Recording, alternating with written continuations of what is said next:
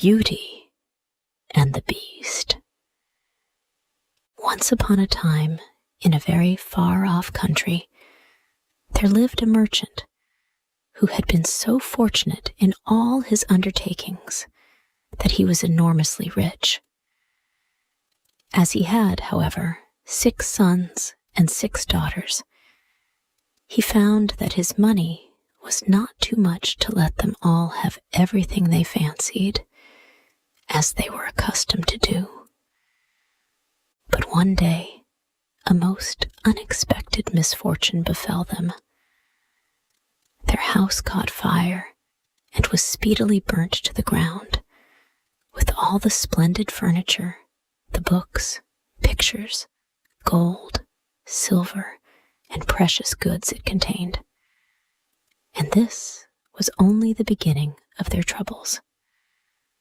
Their father, who had until this moment prospered in all ways, suddenly lost every ship he had upon the sea, either by dint of pirates, shipwreck, or fire. Then he heard that his clerks in distant countries, whom he trusted entirely, had proved unfaithful. And at last, from great wealth, he fell into the direst poverty.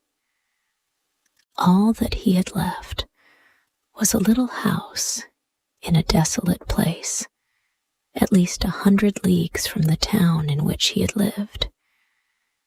And to this he was forced to retreat with his children, who were in despair at the idea of leading such a different life. Indeed, the daughters at first hoped that their friends, who had been so numerous while they were rich, would insist on their staying in their houses, now they no longer possessed one. But they soon found that they were left alone, and that their former friends even attributed their misfortunes to their own extravagance, and showed no intention of offering them any help. So nothing was left for them but to take their departure to the cottage, which stood in the midst of a dark forest, and seemed to be the most dismal place upon the face of the earth. As they were too poor to have any servants, the girls had to work hard, like farmers, and the sons, for their part, cultivated the fields to earn their living. Roughly clothed and living in the simplest way, the girls regretted unceasingly the luxuries and amusements of their former life. Only the youngest tried to be brave and cheerful. She had been as sad as anyone when misfortune overtook her father, but soon recovering her natural gaiety, she set to work to make the best of things, to amuse her father and brothers as well as she could, and to try to persuade her sisters to join her in dancing and singing.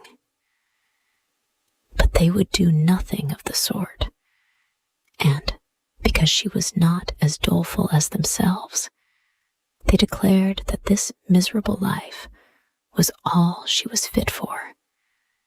But she was really far prettier and cleverer than they were. Indeed, she was so lovely that she was always called Beauty. After 2 years, when they were all beginning to get used to their new life, something happened to disturb their tranquility. Their father received the news that one of his ships, which he had believed to be lost, had come safely into port with a rich cargo. All the sons and daughters at once thought that their poverty was at an end, and wanted to set out directly for the town. But their father, who was more prudent, begged them to wait a little, and though it was harvest time, and he could ill be spared, determined to go himself first to make inquiries. Only the youngest daughter had any doubt but that they would soon again be as rich as they were before, or at least rich enough to live comfortably in some town where they would find amusement and gay companions once more. So they all loaded their father with commissions for jewels and dresses, which it would have taken a fortune to buy. Only Beauty, feeling sure that it was of no use, did not ask for anything. Her father, noticing her silence, said, "And what shall I bring for you, Beauty?"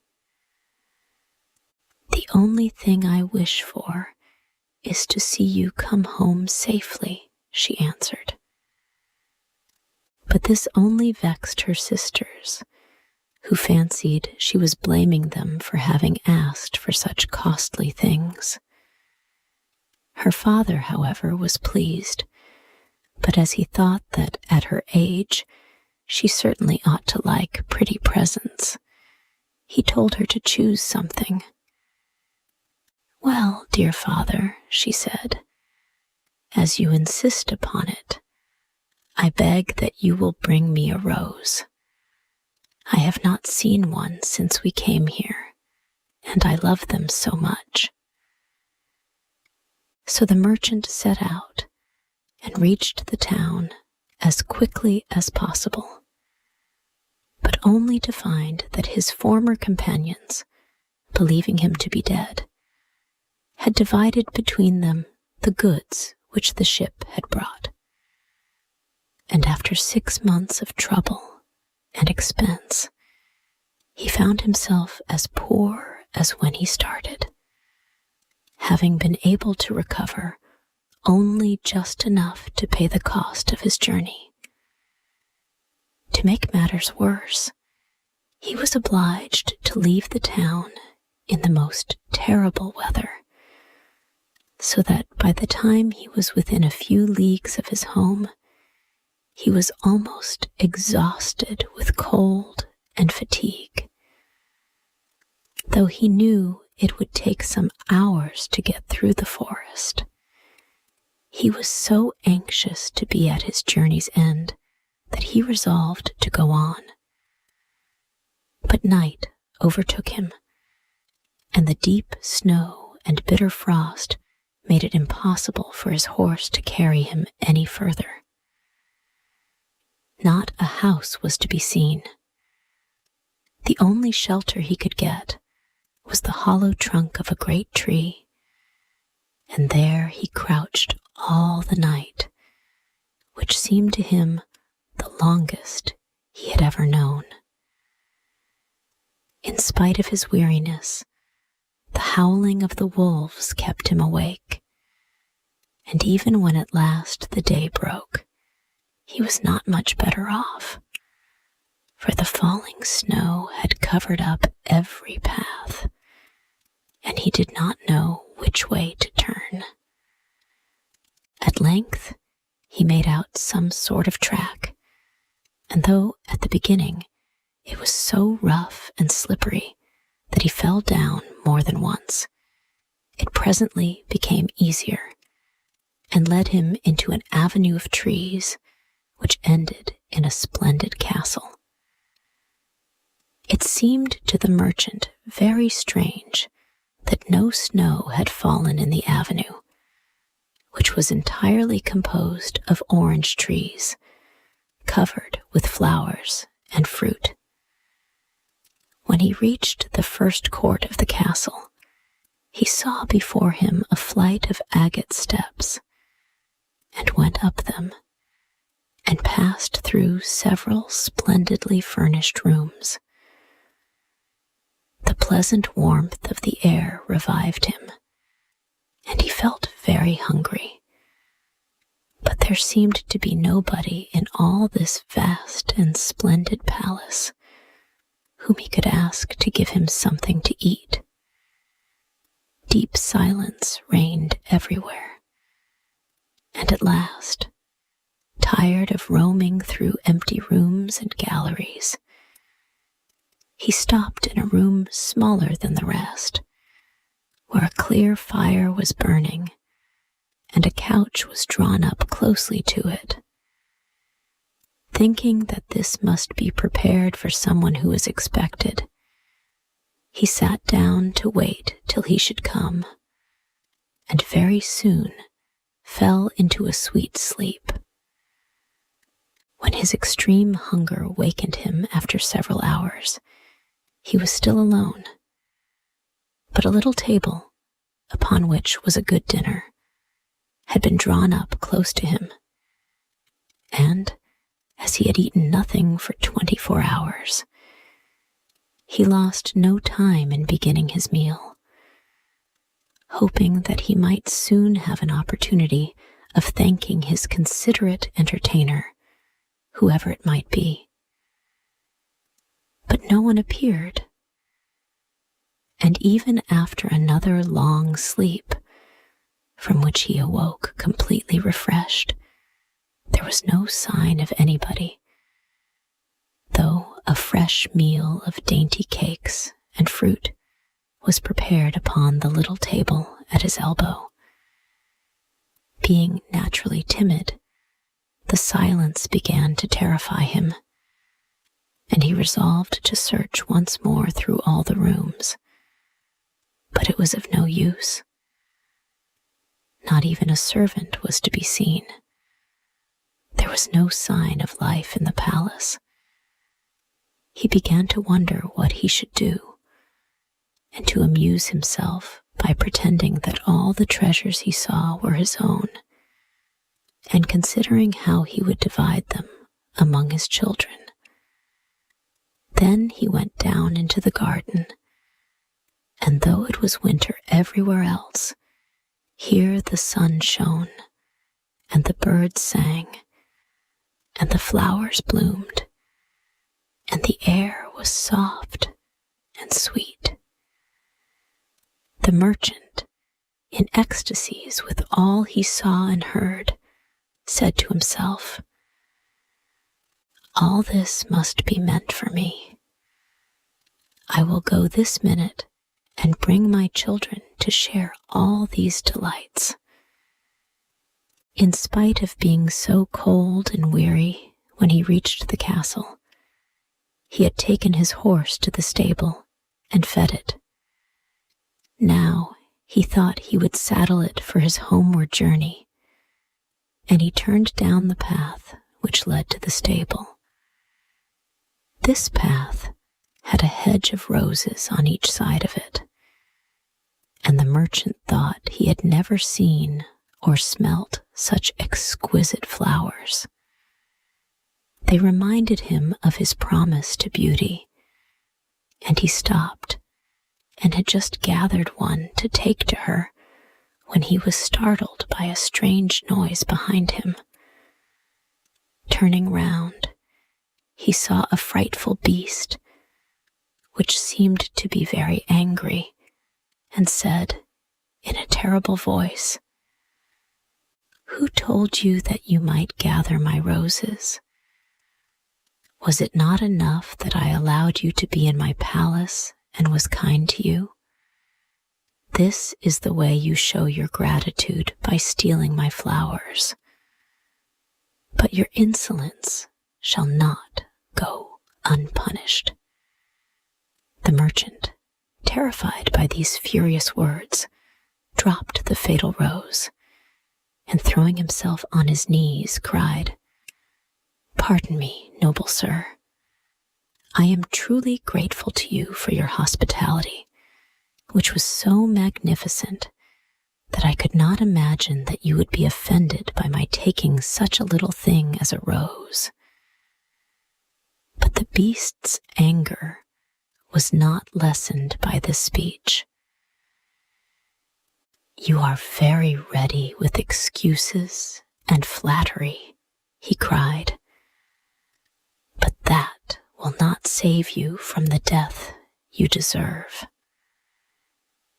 Alas, thought the merchant, if my daughter could only know what danger her rose has brought me into. And in despair, he began to tell the beast all his misfortunes and the reason of his journey, not forgetting to mention Beauty's request. A king's ransom would hardly have procured all that my other daughters asked, he said, but I thought that I might at least take Beauty her rose. I beg you to forgive me, for you see, I meant no harm. The beast considered for a moment, and then he said, in a less furious tone, I will forgive you on one condition. That is, that you will give me one of your daughters. Ah, cried the merchant, if I were cruel enough to buy my own life at the expense of one of my children's, what excuse could I invent to bring her here? No excuse would be necessary, answered the beast. If she comes at all, she must come willingly. On no other condition will I have her. See if any one of them is courageous enough and loves you well enough to come and save your life. You seem to be an honest man, so I will trust you to go home. I give you a month to see if either of your daughters will come back with you and stay here, to let you go free. If neither of them is willing, you must come alone, after bidding them goodbye forever, for then you will belong to me. And do not imagine that you can hide from me, for if you fail to keep your word, I will come and fetch you, added the beast grimly. The merchant accepted this proposal, though he did not really think any of his daughters could be persuaded to come. He promised to return at the time appointed, and then, anxious to escape from the presence of the beast, he asked permission to set off at once. But the beast answered that he could not go until next day. Then you will find a horse ready for you, he said. Now go and eat your supper and await my orders. The poor merchant, more dead than alive, went back to his room, where the most delicious supper was already served on the little table which was drawn up before a blazing fire. But he was too terrified to eat, and only tasted a few of the dishes, for fear the beast should be angry if he did not obey his orders. When he had finished, he heard a great noise in the next room, which he knew meant that the beast was coming. As he could do nothing to escape his visit, the only thing that remained was to seem as little afraid as possible. So when the beast appeared and asked roughly if he had supped well, the merchant answered humbly that he had, thanks to his host's kindness. Then the beast warned him to remember their agreement and to prepare his daughter exactly for what she had to expect. Do not get up tomorrow, he added, until you see the sun and hear a golden bell ring. Then you will find your breakfast waiting for you here, and the horse you are to ride will be ready in the courtyard. He will also bring you back again when you come with your daughter a month hence. Farewell. Take a rose to Beauty, and remember your promise." The merchant was only too glad when the beast went away, and though he could not sleep for sadness, he lay down until the sun rose. Then, after a hasty breakfast, he went to gather Beauty's rose and mounted his horse, which carried him off so swiftly that in an instant he had lost sight of the palace, and he was still wrapped in gloomy thoughts when it stopped before the door of the cottage. His sons and daughters, who had been very uneasy at his long absence, rushed to meet him, eager to know the result of his journey, which, seeing him mounted upon a splendid horse and wrapped in a rich mantle, they supposed to be favorable. He hid the truth from them at first, only saying sadly to Beauty as he gave her the rose, "Here is what you asked me to bring you. You little know what it has cost." But this excited their curiosity so greatly that presently he told them his adventures from beginning to end. And then they were all very unhappy. The girls lamented loudly over their lost hopes, and the sons declared that their father should not return to this terrible castle, and began to make plans for killing the beast if it should come to fetch him. But he reminded them that he had promised to go back. Then the girls were very angry with Beauty and said it was all her fault, and that if she had asked for something sensible, this would never have happened, and complained bitterly that they should have to suffer for her folly. Poor Beauty, much distressed, said to them, "I have indeed caused this misfortune, but I assure you, I did it innocently.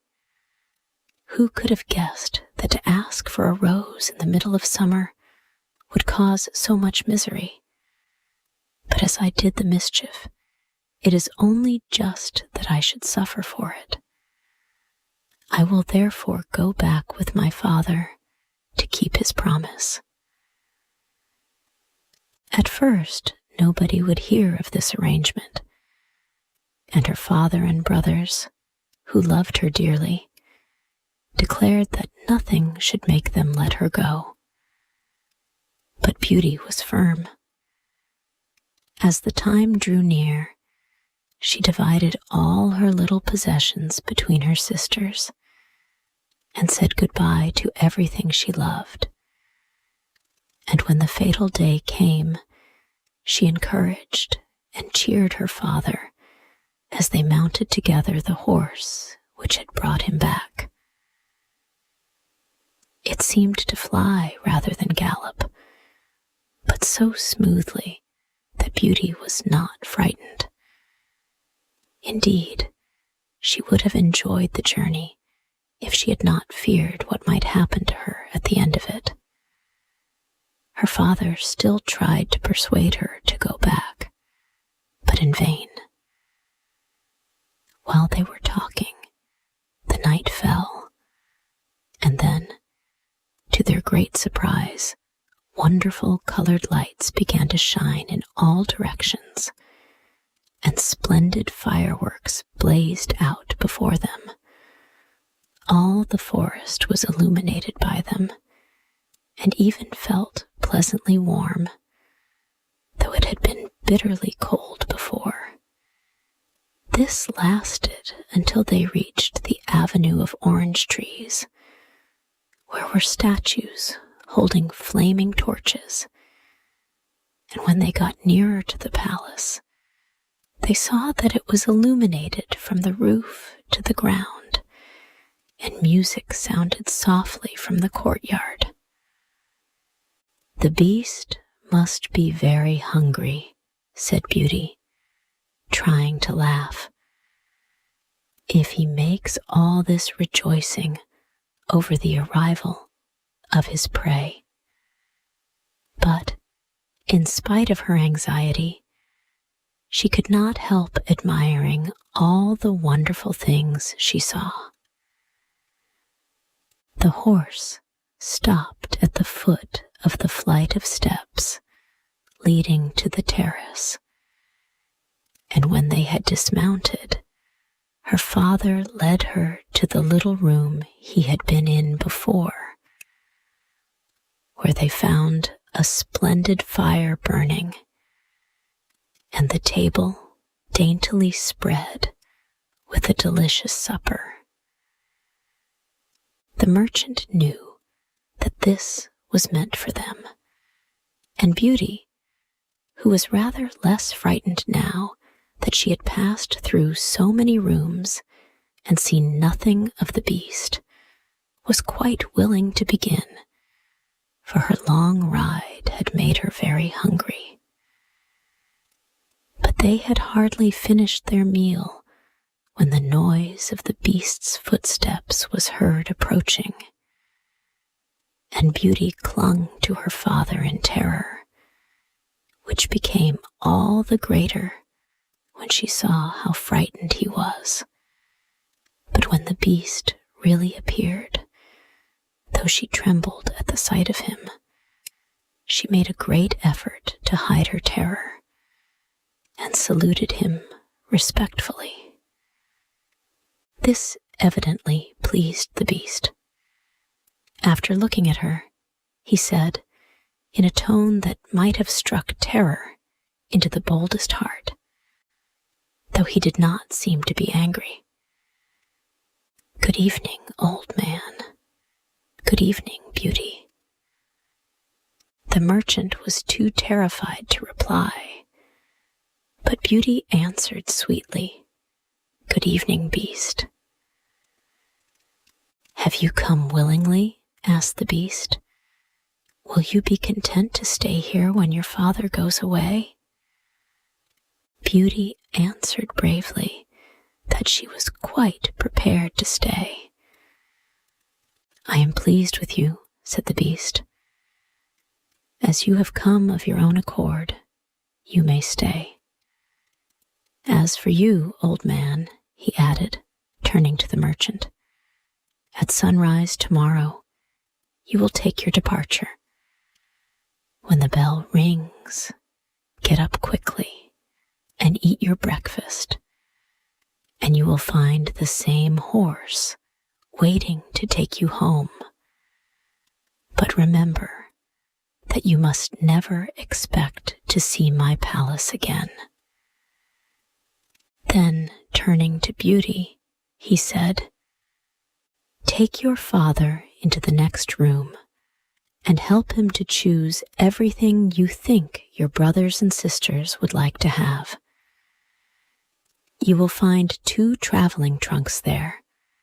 Fill them as full as you can.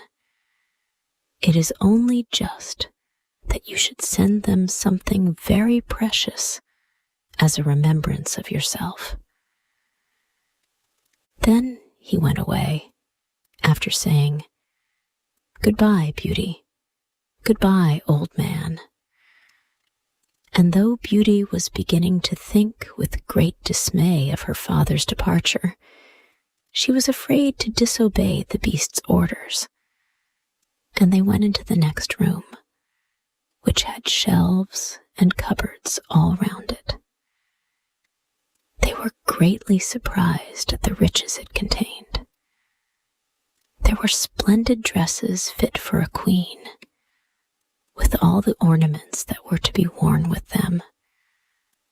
And when Beauty opened the cupboards, she was quite dazzled by the gorgeous jewels that lay in heaps upon every shelf.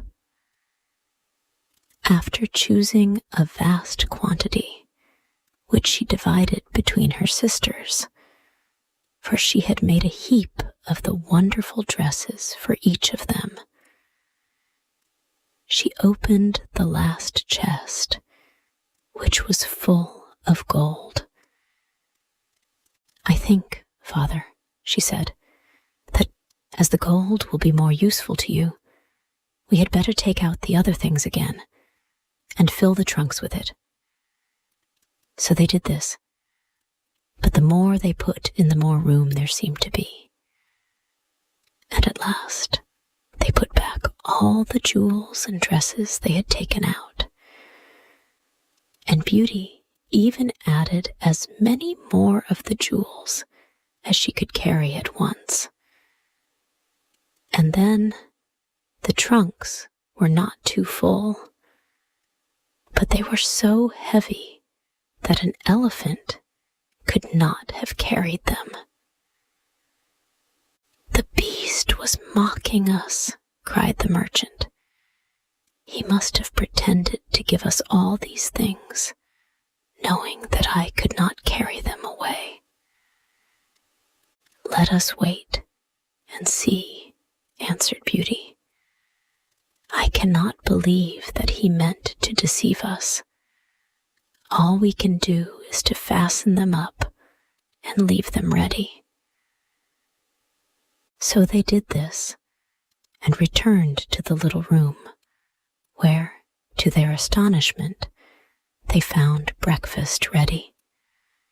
The merchant ate his with a good appetite, as the beast's generosity made him believe that he might perhaps venture to come back soon and see Beauty.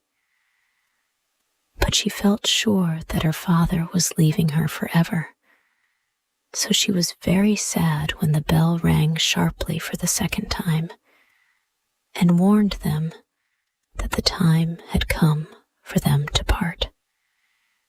They went down into the courtyard, where 2 horses were waiting, one loaded with the 2 trunks, the other for him to ride.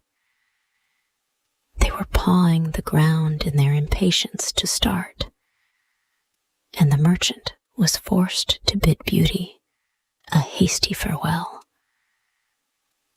And as soon as he was mounted, he went off at such a pace that she lost sight of him in an instant. Then Beauty began to cry and wandered sadly back to her own room. But she soon found that she was very sleepy, and as she had nothing better to do, she lay down and instantly fell asleep. And then she dreamed that she was walking by a brook bordered with trees and lamenting her sad fate, when a young prince, handsomer than anyone she had ever seen, and with a voice that went straight to her heart, came and said to her, "Ah, Beauty, you are not so unfortunate as you suppose. Here you will be rewarded for all you have suffered elsewhere. Your every wish shall be gratified. Only try to find me out, no matter how I may be disguised, as I love you dearly, and in making me happy, you will find your own happiness. Be as true-hearted as you are beautiful, and we shall have nothing left to wish for." "What can I do, Prince, to make you happy?" said Beauty. "Only be grateful," he answered, "and do not trust too much to your eyes. And above all, do not desert me until you have saved me from my cruel misery." After this, she thought she found herself in a room with a stately and beautiful lady who said to her, "Dear Beauty, try not to regret all you have left behind you, for you are destined to a better fate. Only do not let yourself be deceived by appearances. Beauty found her dreams so interesting that she was in no hurry to awake. But presently, the clock roused her by calling her name softly 12 times. And then she got up and found her dressing table set out with everything she could possibly want. And when her toilet was finished, she found dinner was waiting in the room next to hers. But dinner does not take very long when you're all by yourself, and very soon she sat down cozily in the corner of a sofa and began to think about the charming prince she had seen in her dream. He said I could make him happy, said Beauty to herself. It seems, then, that this horrible beast keeps him a prisoner. How can I set him free? I wonder why they both told me not to trust to appearances. I don't understand it. But after all, it was only a dream. So why should I trouble myself about it? I had better go and find something to do to amuse myself. So she got up and began to explore some of the many rooms of the palace. The first she entered was lined with mirrors, and Beauty saw herself reflected on every side and thought she had never seen such a charming room. Then a bracelet, which was hanging from a chandelier, caught her eye, and on taking it down, she was greatly surprised to find that it held a portrait of her unknown admirer, just as she had seen him in her dream. With great delight, she slipped the bracelet on her arm and went on into a gallery of pictures, where she soon found a portrait of the same handsome prince, as large as life, and so well painted that as she studied it, he seemed to smile kindly at her. Tearing herself away from the portrait at last, she passed through into a room which contained every musical instrument under the sun, and here she amused herself for a long while in trying some of them and singing until she was tired.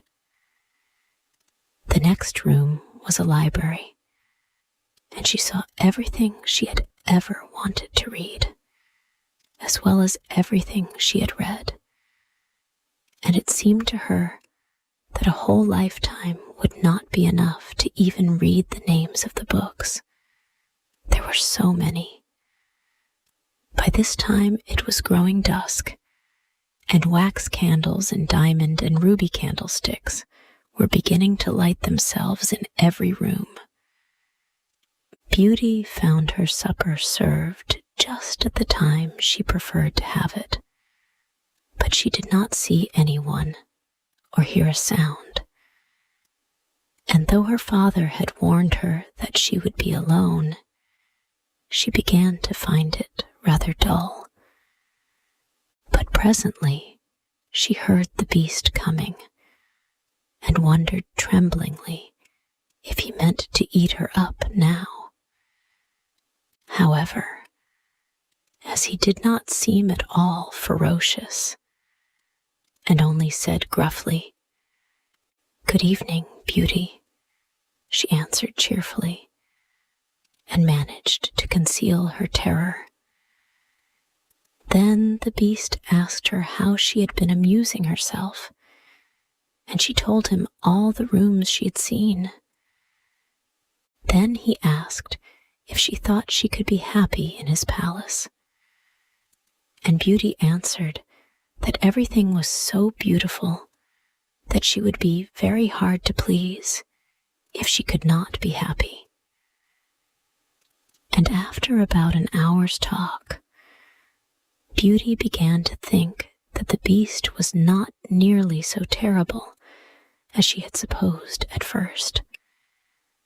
Then he got up to leave her and said in his gruff voice, "Do you love me, Beauty? Will you marry me?" "Oh, what shall I say?"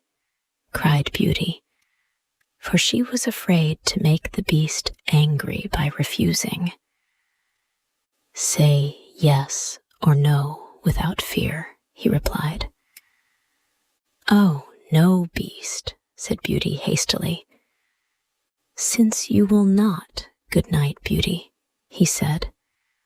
And she answered, "Good night, beast," very glad to find that her refusal had not provoked him. And after he was gone, she was very soon in bed and asleep, and dreaming of her unknown prince. She thought he came and said to her, "Ah, Beauty, why are you so unkind to me? I fear I am fated to be unhappy for many a long day still." And then her dreams changed, but the charming prince figured in them all. And when morning came, her first thought was to look at the portrait and see if it was really like him. And she found that it certainly was. This morning she decided to amuse herself in the garden, for the sun shone and all the fountains were playing. But she was astonished to find that every place was familiar to her, and presently she came to the brook where the myrtle trees were growing, where she had first met the prince in her dream, and that made her think more than ever that he must be kept a prisoner by the beast. When she was tired, she went back to the palace and found a new room full of materials for every kind of work, ribbons to make into bows, and silks to work into flowers.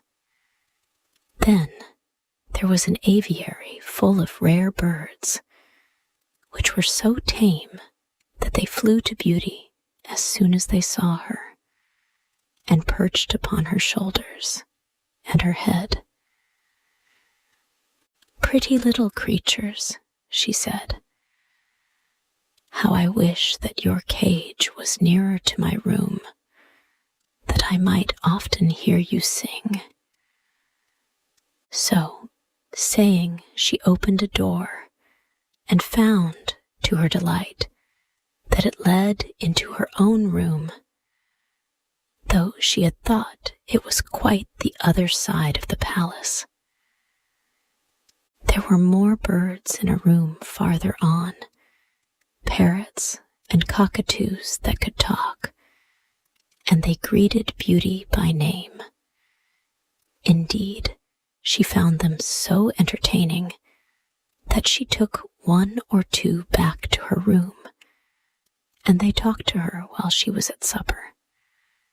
After which, the beast paid her his usual visit, and asked her the same questions as before, and then, with a gruff "good night," he took his departure, and Beauty went to bed to dream of her mysterious prince.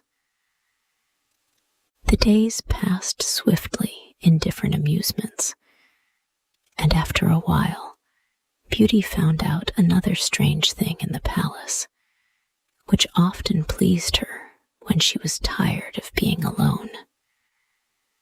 There was one room which she had not noticed particularly. It was empty, except that under each of the windows stood a very comfortable chair, and the first time she had looked out of the window, it had seemed to her that a black curtain prevented her from seeing anything outside. But the second time she went into the room, happening to be tired, she sat down in one of the chairs, when instantly the curtain was rolled aside, and a most amusing pantomime was acted before her. There were dances, and colored lights, and music, and pretty dresses, and it was all so gay that Beauty was in ecstasies. After that, she tried the other 7 windows in turn, and there was some new and surprising entertainment to be seen from each of them, so that Beauty never could feel lonely any more. Every evening after supper, the Beast came to see her, and always before saying goodnight asked her in his terrible voice, "Beauty, will you marry me?" And it seemed to Beauty, now she understood him better, that when she said, "No, Beast," he went away quite sad.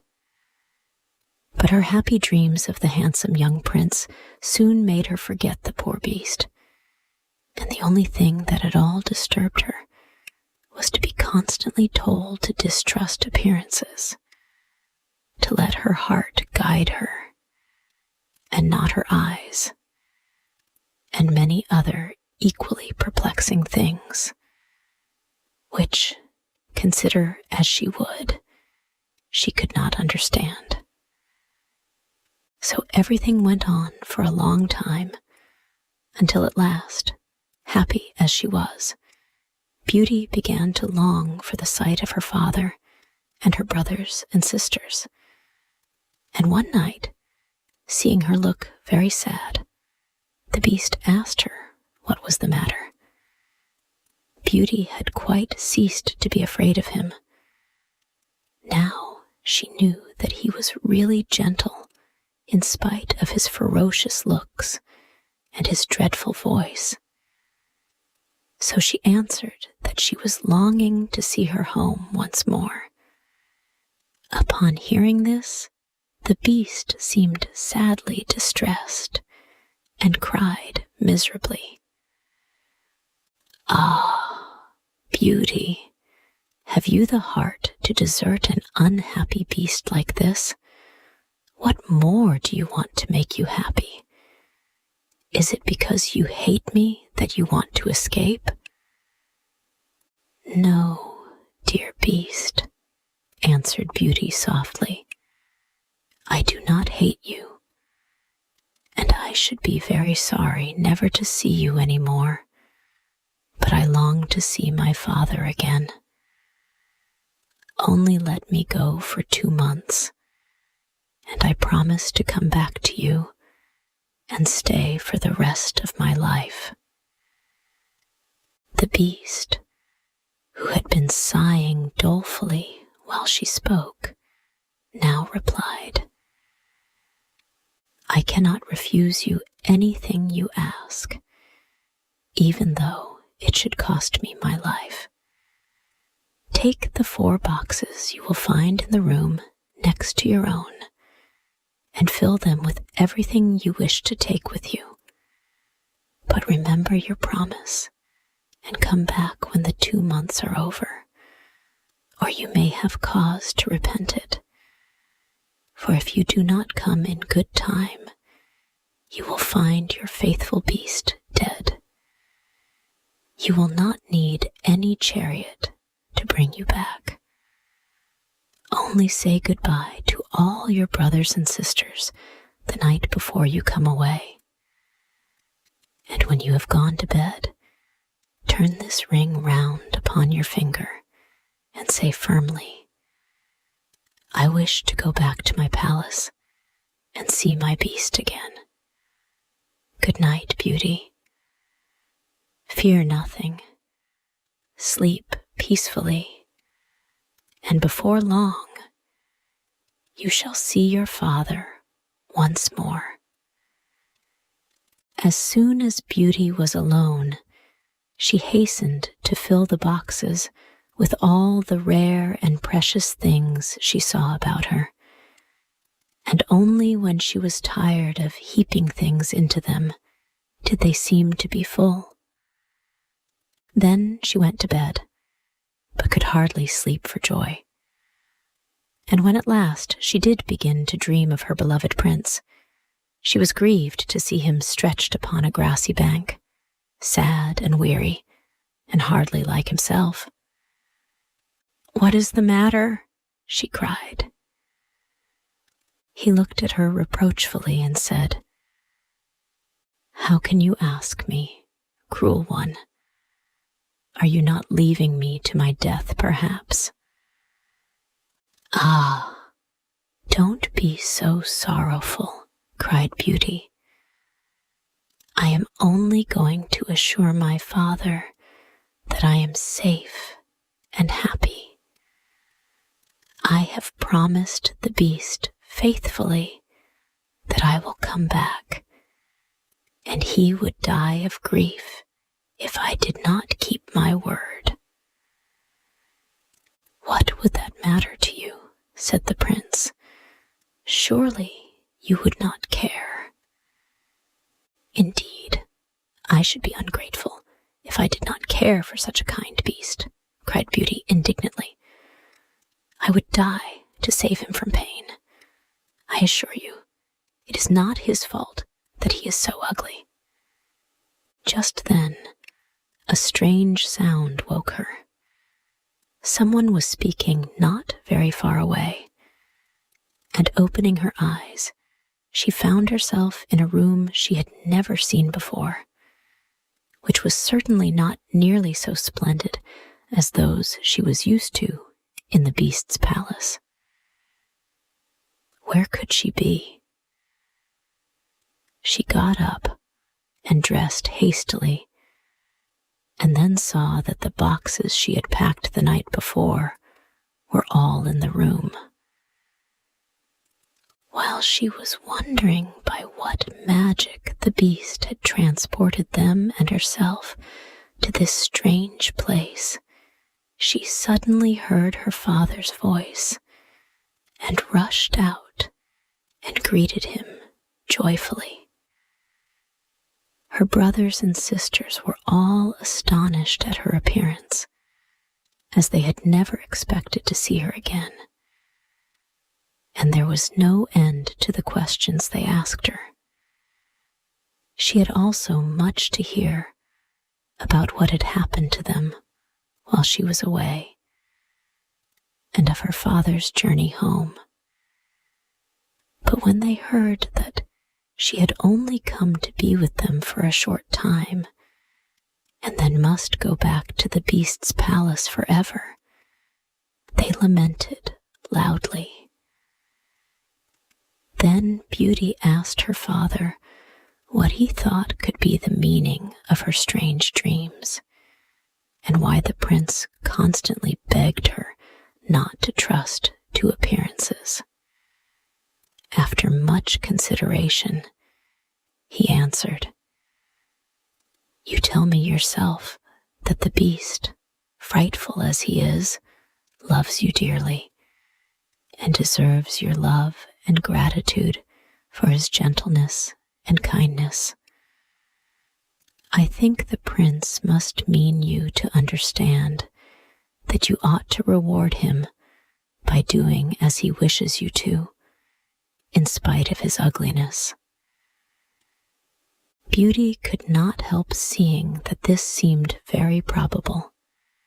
Still, when she thought of her dear prince, who was so handsome, she did not feel at all inclined to marry the beast.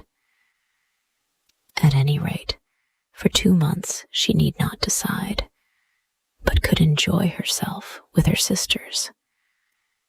But though they were rich now, and lived in town again, and had plenty of acquaintances, Beauty found that nothing amused her very much, and she often thought of the palace where she was so happy.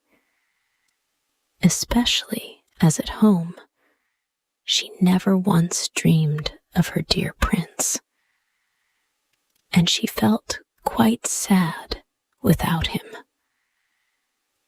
Then her sisters seemed to have got quite used to being without her, and even found her rather in the way, so she would not have been sorry when the 2 months were over, but for her father and brothers, who begged her to stay, and seemed so grieved at the thought of her departure that she had not the courage to say goodbye to them. Every day when she got up, she meant to say it at night, and when night came, she put it off again, until at last she had a dismal dream which helped her to make up her mind. She thought she was wandering in a lonely path in the palace gardens when she heard groans which seemed to come from some bushes hiding the entrance of a cave, and running quickly to see what could be the matter, she found the beast stretched out upon his side, apparently dying. He reproached her faintly with being the cause of his distress, and at the same moment a stately lady appeared and said very gravely, "Ah, Beauty, you are only just in time to save his life. See what happens when people do not keep their promises. If you had delayed 1 day more, you would have found him dead." Beauty was so terrified by this dream that the next morning she announced her intention of going back at once, and that very night she said goodbye to her father and all her brothers and sisters.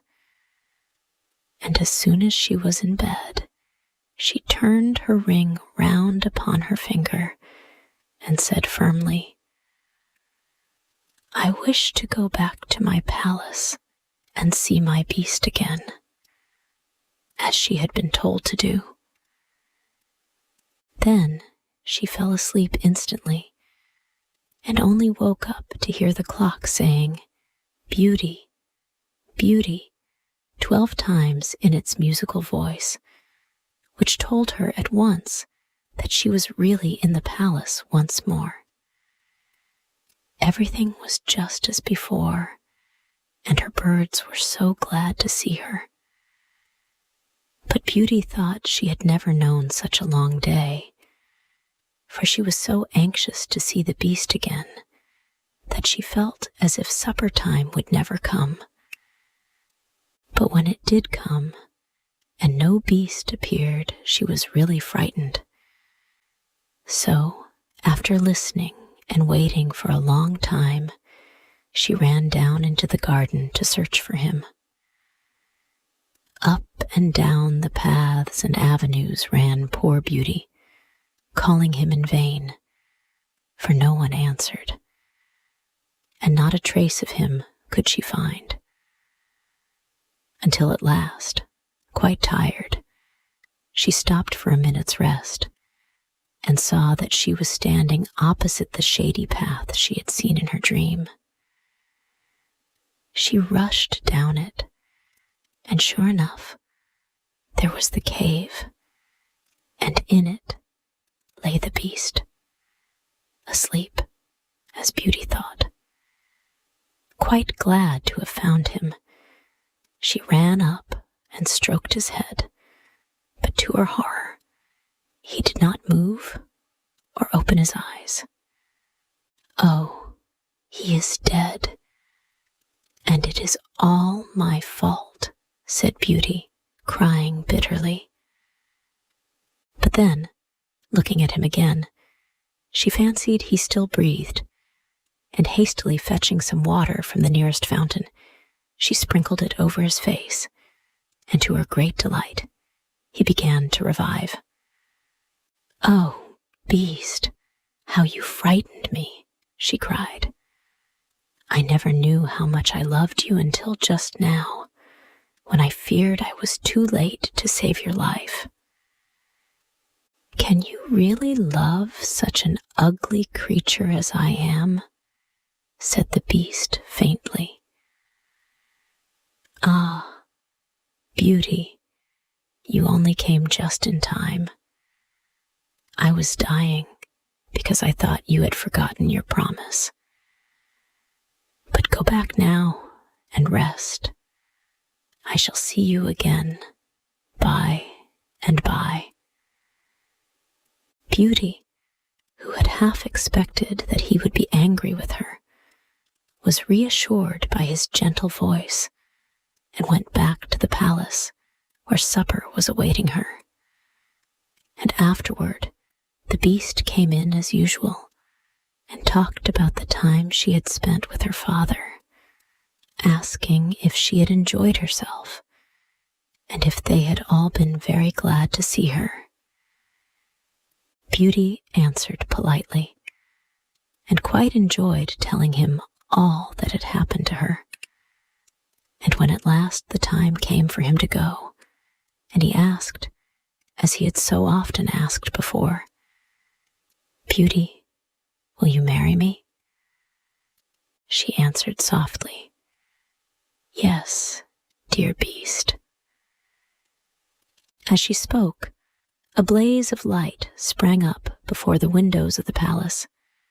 Fireworks crackled and guns banged, and across the avenue of orange trees, in letters all made of fireflies, was written, "Long live the prince and his bride."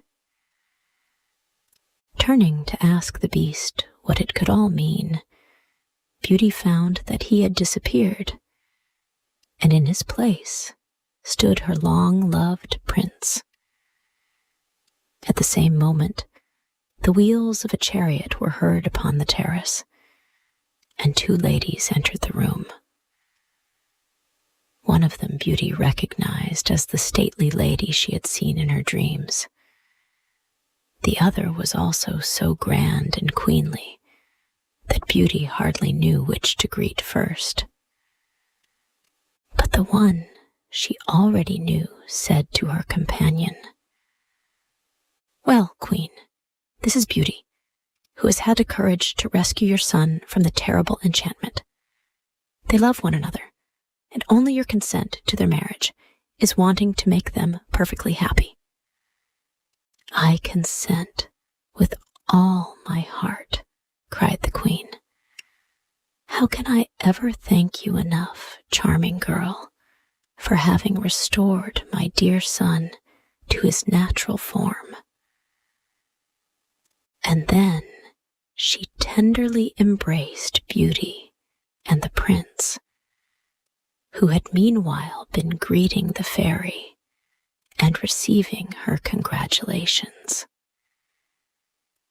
"Now," said the fairy to Beauty, "I suppose you would like me to send for all your brothers and sisters to dance at your wedding." And so she did, and the marriage was celebrated the very next day with the utmost splendor, and Beauty and the prince lived happily ever after.